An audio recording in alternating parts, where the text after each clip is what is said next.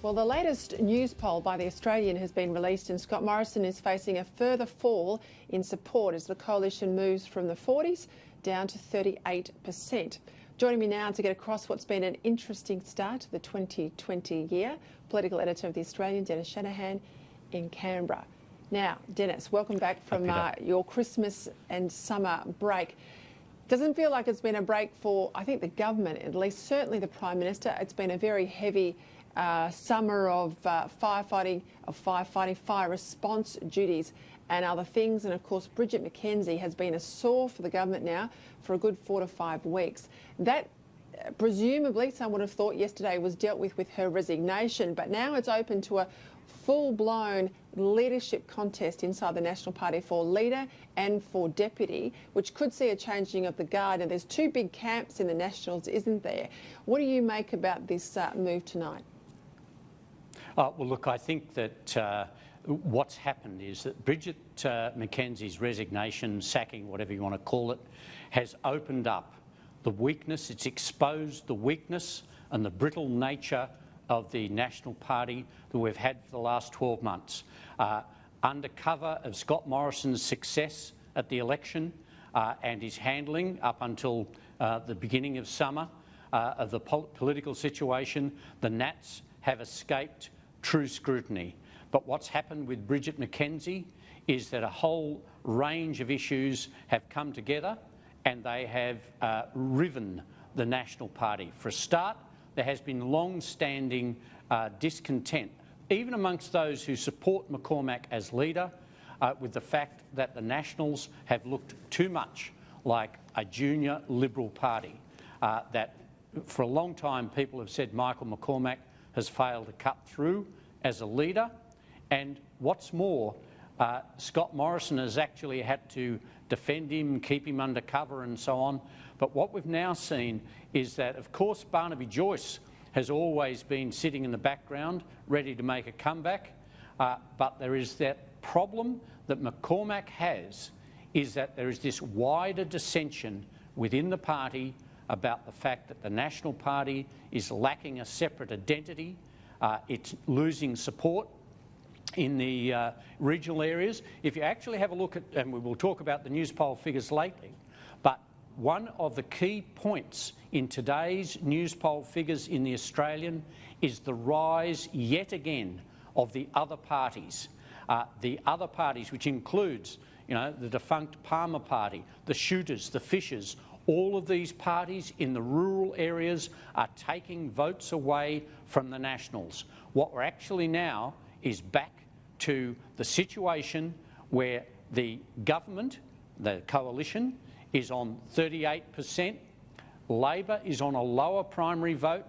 The Greens are on a high of 13%, but the Shooters and Fishers and all the oddbods out there campaigning against water policies, against drought policies and a reaction on the bushfires are taking away the support from the coalition.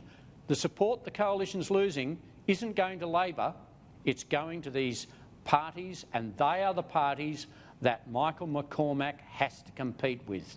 And that they are the parties, as Barnaby Joyce said on Sky News earlier, they are the parties that he will compete with. So for the National Party, this ballot tomorrow opens up a whole range of leadership issues which have been there for the last 12 months but have been covered over by Scott Morrison's own miracle victory. Look, I think you're absolutely right on the point that the National Party in regional seats is under pressure. It can't claim that it hasn't got anything to do with a whole lot of the issues that are making country people angry, because the chief portfolios are drought, water, agriculture, all sit with National Party MPs. Now, I grew up in a National Party seat, one of the safest in the country. I've always understood it's a very different brand than the Liberal Party brand. But a lot of Liberals who've only known urban Australia don't understand the differentiation that they have to allow inside the coalition national Party MPs to make, because if the National Party isn't seen to be anything more than a subfaction of the Liberal Party, it won't survive in these regional areas. And if it doesn't survive, there's no urban Liberal that's ever going to see ministerial leather. But they don't like to have to acknowledge that. So the National Party, in my experience, has always worked better when there has been a strong or big personality behind their leader. And that's the nature of National Party leadership. You go back, Dennis, and run through history, but they don't often have big ministers, but they always have big leaders. And what they have now is a problem in that John Barilaro, I'd have to say, cuts through far more than Michael McCormack. That doesn't mean he's not a good bloke, doesn't mean he doesn't work hard, but no one appreciates the brand difference between the two family members, brothers and sisters, let's call them, inside the centre-right, because McCormack is basically unknown, probably even outside of Walgett. Well, this is all right, Peter.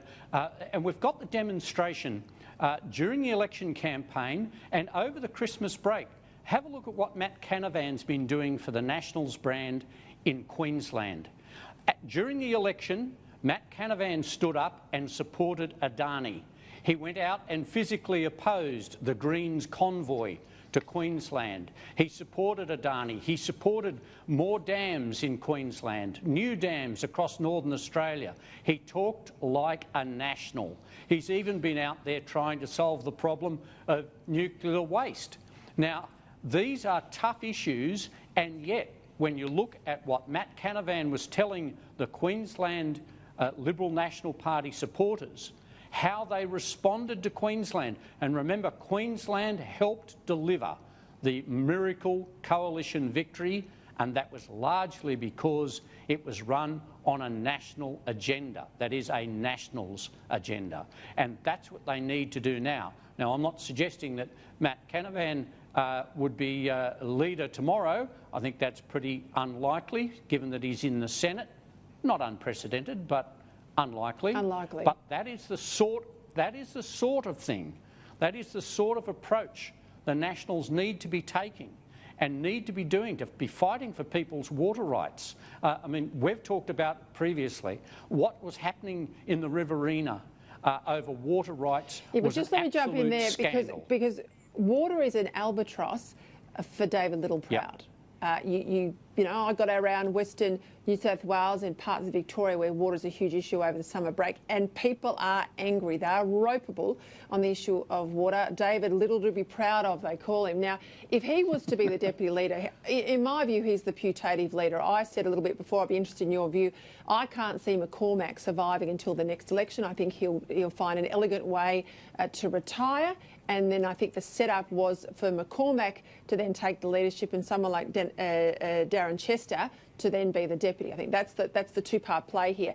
So I see tomorrow as almost a leadership contest between David Littleproud down the track and Barnaby Joyce. And this is where it's going to be very interesting. Now, how do you think they're going to manage all of these personalities? Because whatever the result tomorrow, let's say Barnaby doesn't win, there's going to be a lot of noses out of joint, and there'll be even more factionalisation, I think, of the National Party in at least the short term.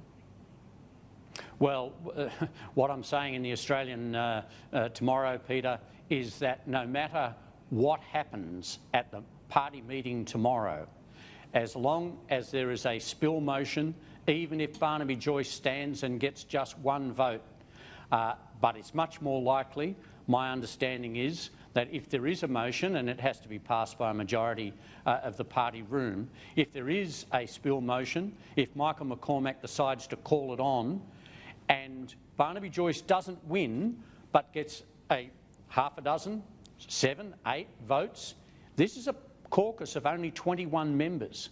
If he can do that, that's the same calamitous vote that Peter Dutton got standing against Malcolm Turnbull. The effect is the same. McCormack's leadership will be finished. If it's not finished by the end of the week, it may be finished by the end of the year, or certainly before the next election. The rot will begin tomorrow, and that only leads to instability for the government as a whole, and I think it would be better for the coalition that if this is going to be solved for the Nationals, it has to be solved tomorrow, and if David Littleproud does become deputy leader, he's got his own baggage to bring, and if Barnaby Joyce is the new leader and David Littleproud is the deputy leader, well, that's a whole new ball game for David Littleproud as well.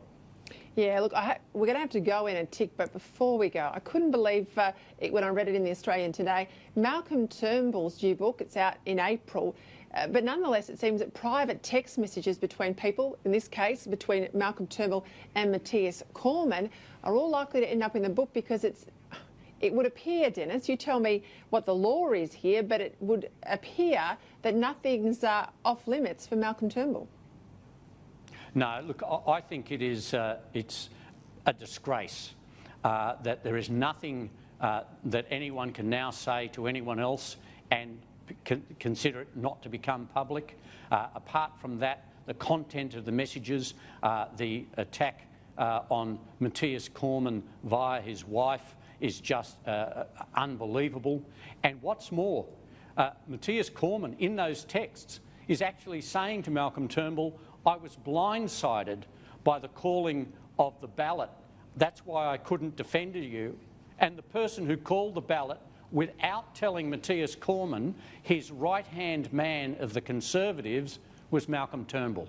So, you know, I just think that the disclosure of these texts will damage Malcolm Turnbull more than it will anyone else. Yeah, look, it's extraordinary. You know, you can't record a phone conversation and publish it without permission. I don't know how you can publish text messages, but anyway, there you go. Different standards apply to Malcolm Turnbull as they do the rest of the country. Dennis Shanahan, it'll be a very interesting 24 hours. Thanks very much for your time tonight. Good year to be back. Thanks, Peter.